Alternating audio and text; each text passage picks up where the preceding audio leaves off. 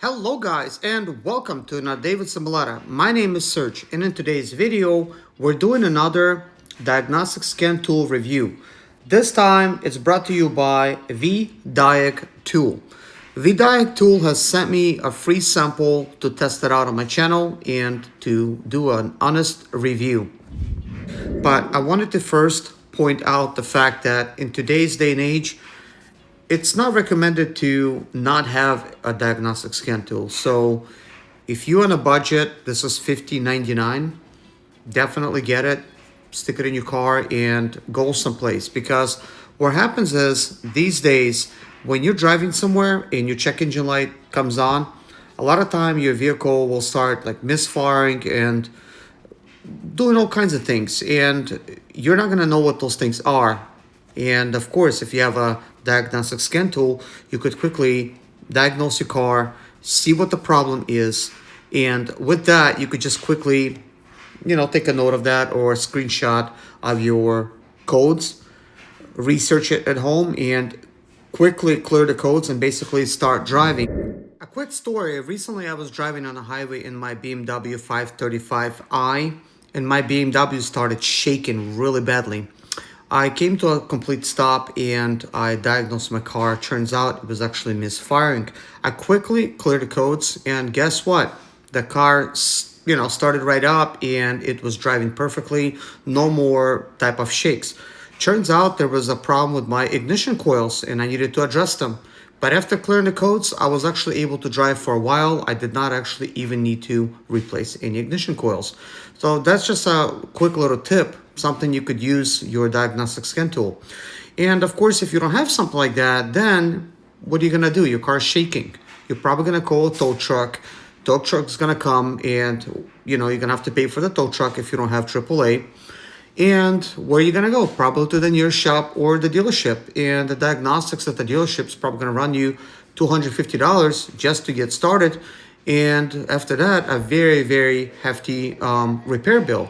When all you could have done is pulled out any diagnostic scan tool, diagnose your car, clear the codes, get to where you're going. Maybe it's your job, maybe you're going home, and then try to figure out from there what you want to do. Or at the very least, if you're not mechanically inclined, you could just go ahead and drive to your nearest dealer or your trusted mechanic and have them take a look at it. So anyways, on the right here, on the right side of the screen, you could see me diagnosing a Chrysler 300C. This particular Chrysler 300C, it has this pesky code that keeps coming back each time I clear it. And it has to do with your thermostat. And these days, even the thermostat can throw a code, which is kind of interesting. Cars are pretty smart these days, and this is a 2009. It knows, that it's not functioning properly. Maybe the car is staying a little bit too hot too long or a little bit too cool too long. So it's opening up a little late or opening up a little bit too soon. We don't know that. But each time I delete the code keeps coming back. Now, here's something to be said. Just because you clear the code does not mean you fix the problem. A lot of times you need to clear the code to find out if it comes back. If the code is keep coming back, then of course you need to address the issue. But sometimes the code is just a lot of noise. In the case of my BMW, I cleared it and I drove for like another 10,000 miles at least before that code came back. So I just kept deleting it and just keep kicking the can down the road and just not addressing my issue because I don't want to have to spend the money on it, even though I'm a mechanic myself, because the parts alone for a BMW can cost a lot of money if you want to do it right. While testing this unit, I must say I'm pretty satisfied with the functionalities that this unit does have. It was able to quickly identify the problem with this car. I was able to quickly delete the code. Even though the code has came back, well, I did not expect nothing less. I know this code needs to be fixed, and this is one of my customers' vehicles, so I'm actually getting ready to fix this particular vehicle. Before we read the codes, we're going to go ahead and go to data stream, and we're going to read data stream and check out all of these different functionalities that this data stream offers. It's quite a bit. It's very impressive for this little tool to include so much. It even has the battery voltage right there in there, and of course your fuel and your air and everything else that you may need to find out.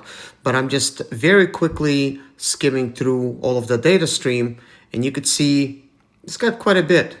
So it's a pretty powerful $15 tool, I guess $16 tool at this point. I mean, it's on sale. Normal, it's like a $20 tool, which is very nice. I'm actually quite happy with it. So anyways, let's go ahead and actually get out of this and go and try to do the diagnostic for this vehicle.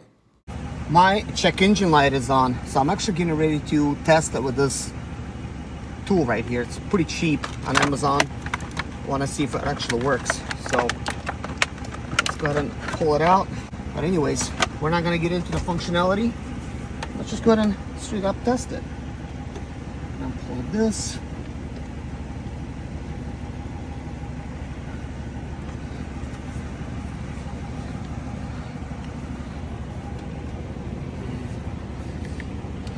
Okay, so enter codes found. Interesting. So let's see, we could go up and down. So read, wow, look at all this functionality it has with this little tool. That's kind of cool.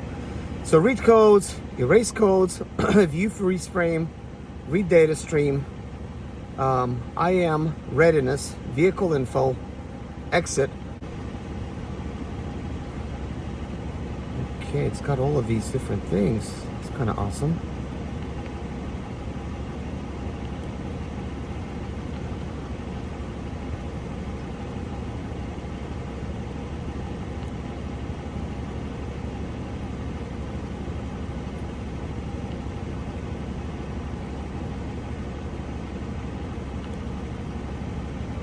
All right, maybe it's just me,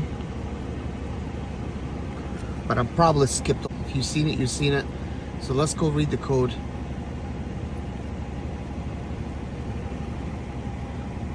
Coolant, thermostat, coolant temperature below thermostat regulating temperature.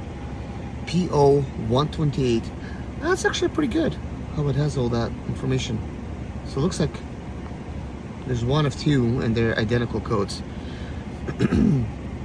Okay, so let's exit from that and let's just go to erase. Let's hit erase. Are you sure? Yes. Let's read the code again. I mean, the car is running, so will it clear while the car is running? So as you could see, I keep trying to clear the code and it just keeps coming back. Because this problem needs to be addressed, I actually scanned it with my other scan tools as well, cleared it as well. I did not expect any other results, but I took the opportunity to just test it. And obviously, the code is not disappearing. So anyways, I just shut the car off and trying to clear it this way. Of course, it's going to disappear until next time I start up the car. And then in that case, the code's going to be right back, or just a little drive and the code's going to be back. Sometimes all you need to do is heat up your vehicle, the code's going to be back, or start it up a few times, the code's going to be back. So that's usually how things work. It does not mean you will delete it. It goes away and it stays away. The only time the code will stay away is if you actually address the issue. With that being said, you could actually change the language to whatever language you want, and if that may or may not help you, but it does have that capability.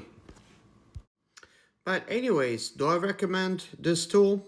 Sure, if you're definitely on a budget.